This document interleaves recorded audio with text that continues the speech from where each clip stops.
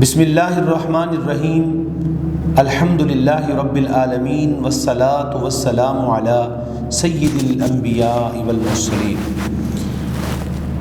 گرامی قدر حضور نبی کریم صلی اللہ علیہ وآلہ وسلم کی صفات میں ایک سب سے بڑی اور اہم صفت حسن اخلاق ہے۔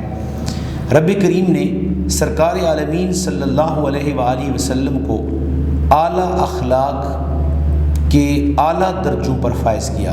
قرآن کریم میں ارشاد باری تعالیٰ ہے وَإِنَّكَ لَعَلَىٰ خُلُقٍ عَظِيمٍ۔ نبی کریم علیہ السلام نے ارشاد فرمایا انما بعثت لأتمم مکارم الاخلاق ومحاسن الصفات او کما قال النبی صلی اللہ تبارک و تعالی علیہ وسلم، کہ مجھے اعلیٰ اخلاق کی تکمیل کے لیے مبعوث کیا گیا ہے، بھیجا گیا ہے۔ قرآن و سنت کو اگر ہم غور سے دیکھیں، پڑھیں، تو جا بجا سرکار عالمین صلی اللہ علیہ وآلہ وسلم کے حسن اخلاق کے جلوے بکھرے ہوئے موجود ہیں۔ ام المؤمنین سیدہ عائشہ صدیقہ رضی اللہ تعالی عنہا فرماتی ہیں کہ کان خلقہ القرآن۔ جب آپ سے پوچھا گیا کہ رسول اللہ کے اخلاق کیسے تھے تو آپ نے فرمایا کان خلقہ القرآن، کہ آپ کے اخلاق قرآن جیسے تھے۔ اگر ہم بغور دیکھیں تو قرآن کریم میں اصول کے تمام نظم موجود ہیں، ادب کی فصاحت و بلاغت کی جتنی بھی اقسام ہیں قرآن کریم میں موجود ہیں۔ قرآن کریم کا ظاہری اور باطنی حسن ہو، الفاظ کا حسن ہو، حسن صوتی ہو، حسن معنوی ہو، تمام تر صفات قرآن کریم کے اندر موجود ہیں۔ مثلاً آپ کسی بھی سورت کو اٹھا کے دیکھیے، سورہ طٰہٰ کو پڑھیے تو جو سٹارٹ میں آیت کا اختتام ہے، سورت کے آخر تک وہی نظم، وہی قافیہ، وہی ردیف، اسی اعتبار سے ایک حسن و جمال کا مرصع اور مرقع نظر آتی ہے۔ اگر آپ قرآن کریم کے رکوعوں کی ترتیب دیکھیں تو ہر رکوع اپنی جامعیت کے اعتبار سے، جس رکوع میں کفار کا ذکر ہے تو کسی رکوع میں منافقین کا ذکر ہے، کہیں انسانیت کا ذکر ہے تو کہیں قصص کا ذکر ہے۔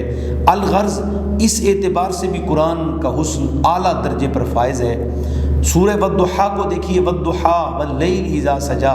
سورہ والتین کو دیکھیے، والتین والزیتون وطور سینین۔ اگر آپ قسموں کو دیکھیے، ان کی ترتیب کو دیکھیے تو تمام صفات کو اگر دیکھیے تو قرآن جیسی کتاب دنیا میں کوئی اور موجود نہیں ہے۔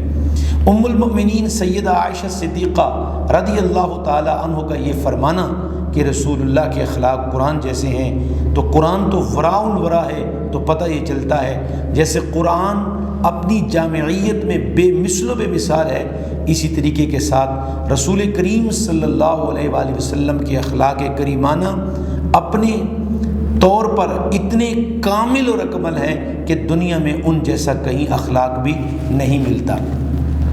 نبی کریم صلی اللہ علیہ وسلم کی ان صفات کو علامہ شرف الدین بصیری رحمۃ اللہ تعالی علیہ نے بڑے خوبصورت پیرائے میں بیان کیا، فاق النبیین فی خلق وفی خلق ولم یدانوہ فی علم ولا کرمی، کہ اللہ کریم نے تمام نبیوں پر اخلاق میں اور تخلیق میں آپ صلی اللہ علیہ وآلہ وسلم کو فضیلت عطا کی ہے۔